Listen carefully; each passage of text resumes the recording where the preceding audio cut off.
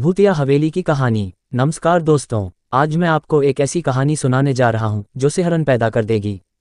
ये कहानी एक छोटी सी गांव की है जहां एक पुरानी जर्जर हवेली थी। लोग कहते थे कि वहां आत्माओं का वास है। गांव के लोग उस हवेली के पास जाने से डरते थे।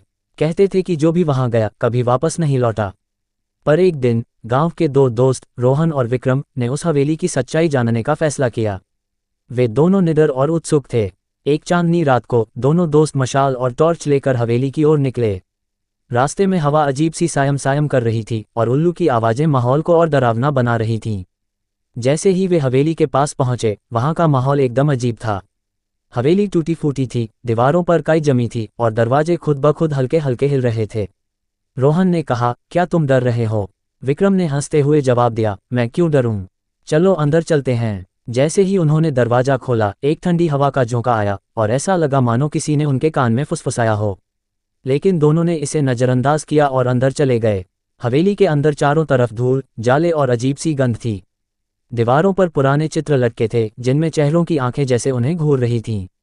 रोहन ने टॉर्च की रोशनी से एक कोना देखा जहां पुरानी सी कुर्सी पर एक गुड़िया बैठी थी।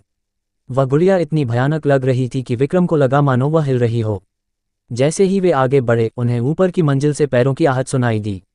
दोनों ने एक दूसरे की ओर देखा और बिना एक शब्द कहे सीढ़ियों की ओर बढ़े। ऊपर पहुंचकर उन्होंने देखा कि एक दरवाजा आधा खुला हुआ था। उन्होंने जैसे ही दरवाजे को धक्का दिया, एक जोर की चीख सुनाई दी। दोनों के होश उड़ गए। अचानक कमरे में रखी सभी चीजें हिलने लगीं, कुर्सियां, मेज और यहां तक कि दीवारों पर टंगे चित्र भी। रोहन और विक्रम ने भागने की कोशिश की, लेकिन दरवाजा बंद हो गया। तभी एक सफेद साड़ी पहने एक औरत का साया उनके सामने प्रकट हुआ।